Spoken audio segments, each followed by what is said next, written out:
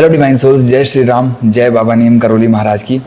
तो हम लोग बात करते हैं ह्यूमन लस्ट। अब हमारे अंदर जो एक ह्यूमन बॉडी है उसके अंदर काम, क्रोध, लोभ, मोह, अहंकार है। ये 5 चीज़ें बाय बर्थ इस बॉडी का नेचर है। इस बॉडी के अंदर वो चीज़ है। उसमें जो एक लस्ट है वो हमारा अहंकार टूटता है, हर सिचुएशन में टूटता है। लेकिन लस्ट क्यों नहीं जल्दी निकलती है बॉडी से? हमारे अंदर से, हमारे दिमाग से, हमारे मन से लस्ट वाली जो इच्छा है क्यों नहीं निकलती है? पहली बात तो वो निकलेगी नहीं, क्योंकि वो एक बॉडी का जो है सिस्टम है। मतलब एक सिस्टम में उसको इवोल्यूशन के लिए दिया गया है। लेकिन कब वो हमारे लिए अंधकार बन जाती है? जब एक एडिक्शन के तौर पे वो बन जाता है। चाहे सेक्सुअल डिज़ायर हो, चाहे सेक्सुअल डिज़ायर की वजह से हम गलत चीज़ों में फंस गए, चाहे कुछ भी गलत ऐसी क्रियाएं हो रही हैं। आप मतलब इस बात को समझिए कि हमारे अंदर जो लस्ट है वो एक ह्यूमन की नीड भी है। क्योंकि एक तो वो इतनी डीप है, डीपली गहराई में, कि वो पता नहीं चलता है कि कहाँ से आती है, लेकिन वो आती है। एवोल्यूशन के लिए उसकी ज़रूरत भी है। आप देखो ह्यूमन और एनिमल्स में सबसे ज़्यादा क्या डिफरेंस है? ह्यूमन बीइंग के पास दिमाग है, मन है, शरीर है, सोचने की शक्ति है। उसके बावजूद भी इस चीज़ से निकल नहीं पाता है। वहीं आप जानवर को देखो, एनिमल्स को देखो, जिनके पास सब कुछ है, दिमाग भी है, लेकिन सोचने की, कहने की क्षमता नहीं है, शक्ति नहीं है। लेकिन उनको ये पता है कि उसका रियल यूज़ क्या है। आप देखो कि मोस्टली एनिमल्स कब अपना जो है इंटीमेट होते हैं, वो तब होते हैं जब उनको एवोल्यूशन करना होता है, जब प्रजनन करना होता है, जब रिप्रोडक्शन। आप समझ रहे हो? लेकिन ह्यूमन बीइंग्स क्या है, इससे कहीं ज़्यादा फंसा हुआ है, उलझा हुआ है। उसको एवोल्यूशन से भी, एवोल्यूशन तो होना ही है, एवोल्यूशन तो करता ही है, उसके अलावा भी वो चीज़ें कर रहा है। उसके अलावा भी ऐसी चीज़ें हो रही हैं जो उनको अंधकार में ढकेल रही हैं, जो हमें अंधकार में लेकर जा रही हैं, जो हमारे मार्ग से हमें भटका रही है। अब हम इससे बचना चाहते हैं। अब ये सिस्टम का एक पार्ट है, तो वो चीज़ ख़त्म नहीं होगी और हम ख़त्म करने पे लगे रहते हैं। वो ख़त्म होती नहीं है। अगर आप सोचो कि मैं इससे बच लूँ, इससे ख़त्म हो जाऊँ, नहीं। हमेशा आपको एक अल्टरनेट ढूंढना पड़ेगा। आपको एक ऐसे सोर्स से कनेक्ट करना पड़ेगा जो उस चीज़ से आपको खींचे, अपनी तरफ ले जाए। हर बारी आप इधर जाओ तो हर बारी ऊपर ले जाए। क्योंकि यूनिवर्स क्या है, एक एनर्जी पे काम करती है। अगर हम उस हायर एनर्जी से, हायर सोर्स से, यूनिवर्स की शक्ति से, ब्रह्मांड की शक्ति से अगर हम अपने आप को कनेक्ट नहीं करते हैं तो हम इन सब चीज़ों में फंसते चले जाते हैं, इन सब चीज़ों में उलझते चले जाते हैं। ये सब चीज़ें जो हमें, हमारी बॉडीली चीज़ें हैं, जो बॉडीली डिज़ायर्स हैं, वो सब चीज़ें हमें अपनी तरफ खींचती हैं। जब तक हमारी सांसें चल रही हैं, जब से हम इस धरती पर आए हैं, जब से हमारा जन्म हुआ, तब से लेके जब तक हमारी बॉडी है, हमारी बॉडी में जब तक सांसें हैं, तब तक वो चीज़ें एग्जिस्ट करेंगी, तब तक वो चीज़ें रहेंगी, तब तक वो चीज़ें आपको घेरेंगी। हर दिन वो आपको घेरेगी, हर दिन आपको अपनी तरफ खींचेगी।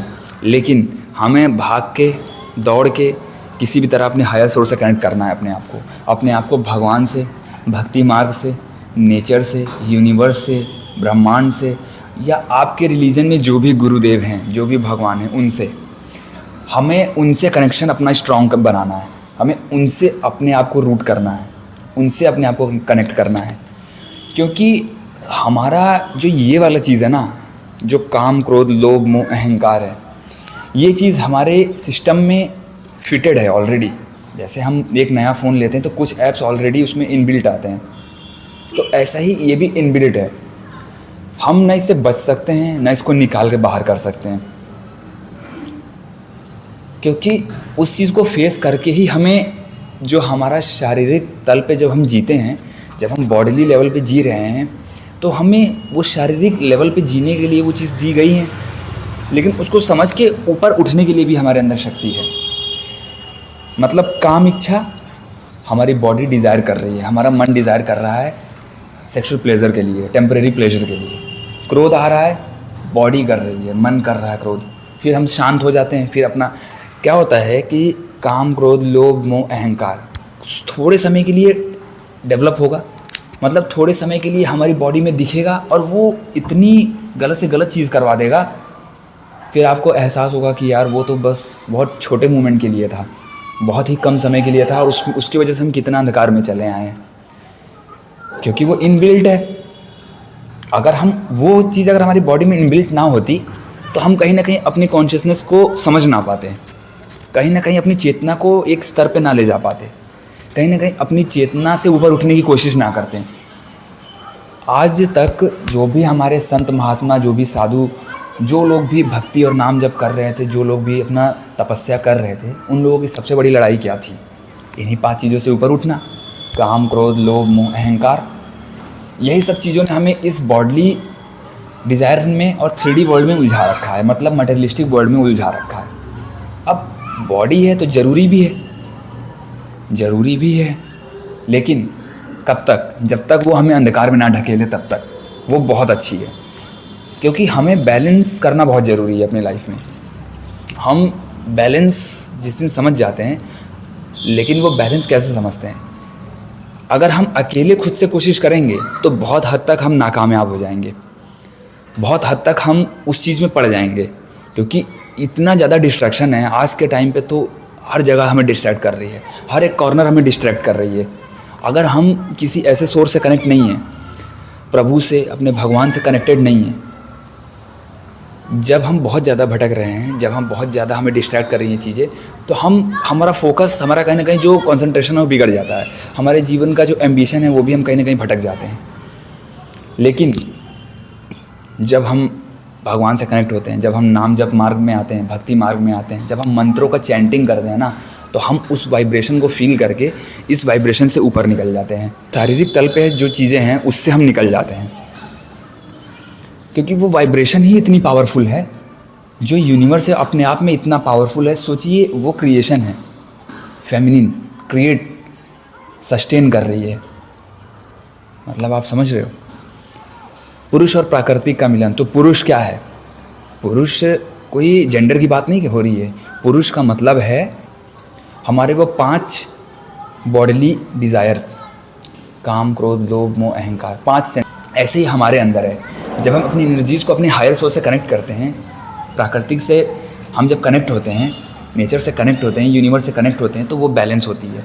तब हम इस एनर्जी को कॉन्शियसली समझते हैं और इस चीज़ को भी समझते हैं, क्योंकि इस चीज़ को समझ के हम इस चीज़ के लिए काम कर रहे होते हैं। जैसे आप यहाँ पे खड़े हो और जो ब्रह्मांड हायर सोर्स है वो यहाँ है, तो और जो डिज़ायर्स है वो यहाँ है, तो आप जब यहाँ पे हो तो ये चीज़ बार बार खींचेगी, क्योंकि यहाँ का जो मेजॉरिटी पोर्शन है वो यहाँ है, यहाँ पे बहुत कम है। लेकिन आप इस चीज़ को समझ के यहाँ रहते हो, यहाँ से यहाँ बढ़ने की कोशिश करते हो, काम करते हो, और यूनिवर्स भी आपको बार बार ही मोटिवेट करता है, बार बार ही इंस्पायर करता है, आपको अपनी तरफ बुलाता है।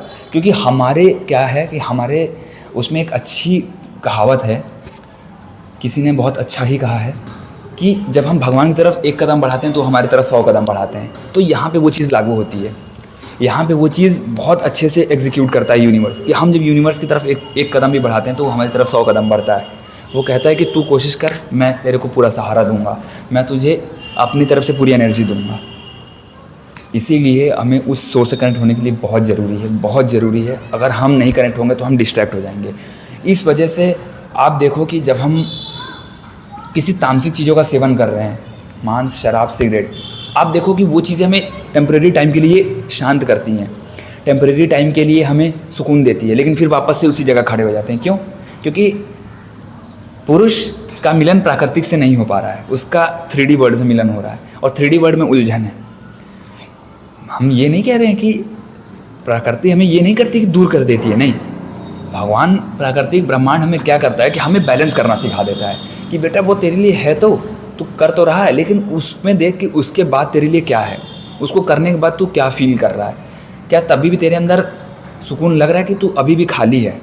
तो जब तू खाली है तो फिर तू वापस उसी की तरफ भटक रहा है, इसका मतलब तू कहीं ना कहीं अंधकार में जा रहा है। क्योंकि जब जब तू अपनी खालीपन भरने के लिए उन चीज़ों का यूज़ करेगा तब तक तू भटकेगा, तब तक तू उलझेगा।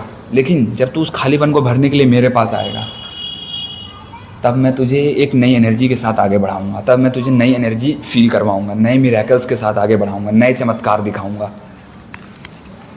भक्ति, नाम जप, ध्यान, मंत्र चैंटिंग बहुत ही ज़्यादा कंपलसरी है, अब नेसेसिटी है। जो लोग भी वीडियो देख रहे हैं, आप कुछ मत करो, नाम जप, ध्यान, मंत्र चैंटिंग, एक कोई अच्छा सा बेहतर सा मंत्र पकड़ लो आप, जो आपके अंदर आत्मा में गड़ जाए। चलते फिरते आप नाम जप करो और 15 मिनट 20 मिनट बैठ गए सुबह, कोई भी मंत्र निकाला आपने, ईयरफोन लगाया, फ़ोन के साथ साथ उस वाइब्रेशन के साथ साथ आप चैंटिंग कर रहे हो, आप यहाँ पे वाइब्रेशन को फील करो।